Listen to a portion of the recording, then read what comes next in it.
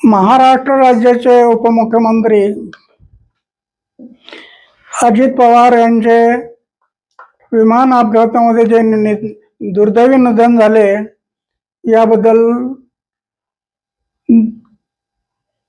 शब्दाने सांगता येत नाही.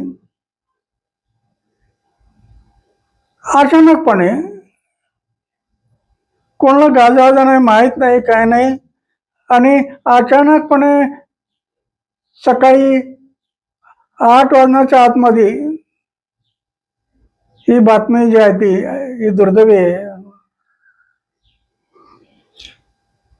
दुर्दैव आहे. जनसंख्या ही समुद्राला आल्या भरतीसारखी वाढत चालली आहे, पण त्यातली अजित पवारांसारखी